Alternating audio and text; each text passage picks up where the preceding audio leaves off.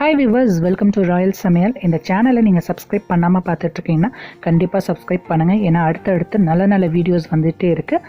அதை எதுவுமே நீங்கள் வந்து மிஸ் பண்ண மாட்டீங்க. இன்றைக்கி சேமியா வர்மிசெல் உப்புமா எப்படி செய்கிறது அப்படின்னு பார்க்கலாம். இது ரொம்ப ரொம்ப ஈஸிங்க. சட்டுன்னு ஒரு 5 நிமிஷத்தில் நீங்கள் பண்ணிடலாம். இது டிஃபனுக்கு, டின்னருக்கு நீங்கள் வந்து ஈஸியாகவே ரொம்ப சீக்கிரமாகவே செஞ்சு முடிச்சிடலாம். வாங்க எப்படி செய்கிறதுன்னு பார்க்கலாம். அதுக்கு ஃபஸ்ட்டு நான் வந்து சேமியா எடுத்திருக்கேன், வர்மிசெல் எடுத்திருக்கேன். அதை எவ்வளோ உங்களுக்கு தேவையோ அவ்வளோ எடுத்துகிட்டு நல்லா வதக்கி அதை வறுத்து எடுத்து வச்சுக்கலாம். வறுத்து எடுத்துக்க வைக்கும் போது நமக்கு வந்து அது வந்து குழஞ்சி போகாது. ப்ளஸ் வந்து டேஸ்ட்டும் ஸ்மெல்லும் ரொம்ப நல்லாயிருக்கும். அதை வறுத்து எடுத்து தனியாக ஒரு பாத்திரத்தை தனியாக எடுத்து வச்சுட்டேன். இப்போ அதே பாத்திரத்துலேயே அதே வெசல்லையே 4 டேபிள் ஸ்பூன் எண்ணெய் விட்டு 2 முட்டையை பொரித்து எடுத்து வச்சுக்கிறேன். 2 முட்டையை பொரிச்சினாக்கா லைக் கொத்துனா மாதிரி நல்லா கலக்கி விட்டு பொரித்து எடுத்து வச்சுக்கிறேன். ஸோ இந்த மாதிரி இதை ஒரு பாத்திரத்தை தனியாக எடுத்து வச்சிடுறேன். இப்போ அதே வெசல்லையே அதே பாத்திரத்துலேயே நான் 3 டேபிள் ஸ்பூன் எண்ணெய் விட்டுருக்கேன். இந்த உப்புமாவுக்கு நிறைய எண்ணெய்லாம் தேவைப்படாதுங்க. இது வந்து நம்ம போடுற இன்க்ரீடியன்ஸ்க்கு வந்து பொரித்து எடுக்கிறதுக்கு தான் தேவை. எண்ணெய் சூடு வந்ததுக்கப்புறம் 1 டேபிள் ஸ்பூனுக்கு கடுகு போட்டுக்கிறேன். கடுகு நல்லா வெடித்து வரட்டும். இந்த மாதிரி வெடித்து வரும்போது 1 டீஸ்பூனுக்கு நான் வந்து உளுத்தம்பருப்பு போடுறேன். உளுத்தம்பருப்பு நல்ல ஸ்மெல் கொடுக்கும். அதோட 2 டேபிள் ஸ்பூனுக்கு நான் வந்து கடலைப்பருப்பு போடுறேன். அதாவது கடுகு வெடிச்சதுக்கு அப்புறமா இது 2ஐயும் போடுங்க. போட்டு கருகிடாமல் நல்லா கலர் சேஞ்ச் ஆகும் வரும்போது வெங்காயம், கருவேப்பிலை, இஞ்சி ஒரு 2 இன்ச்சு அளவுக்கு இஞ்சி வந்து நல்லா சின்ன சின்னதாக நறுக்கி போட்டிருக்கேன். ஒரு பழுத்த மிளகா போட்டிருக்கேன். பச்சை மிளகா கூட நீங்கள் போட்டுக்கலாம். இந்த எல்லாத்தையும் போட்டு அந்த எண்ணெயிலேயே நல்லா வதக்கி விட்டு எடுத்து வச்சுக்கிறேன்.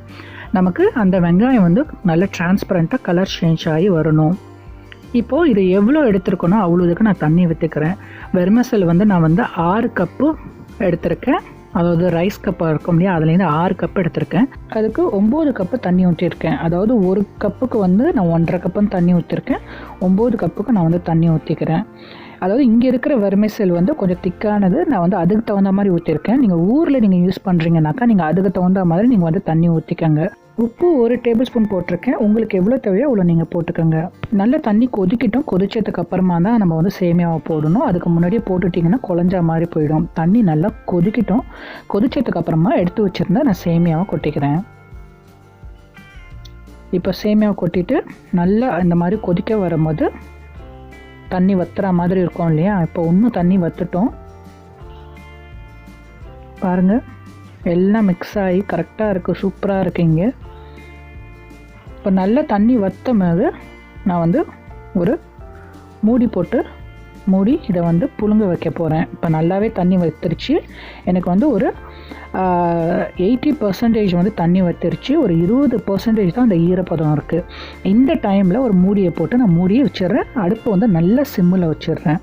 சிம்மில் வச்சுட்டு பாருங்கள், இது வந்து நல்லா சூடாக இருக்கிறதுனால நமக்கு வந்து லைட்டாக தண்ணி இருக்க மாதிரி இருக்குது. ஆனால் இதை வந்து நான் வந்து ஃபுல்லாகவே இப்போ வந்து ஆஃப் பண்ணிட்டேன். அடுப்பை ஆஃப் பண்ணிவிட்டு நம்ம பொரிச்சு வச்சுருந்த முட்டையை வந்து இது மேலே நான் கொட்டிக்கிறேன். நான் கொட்டிட்டு இது அப்படியே மேலே இருக்கட்டும்.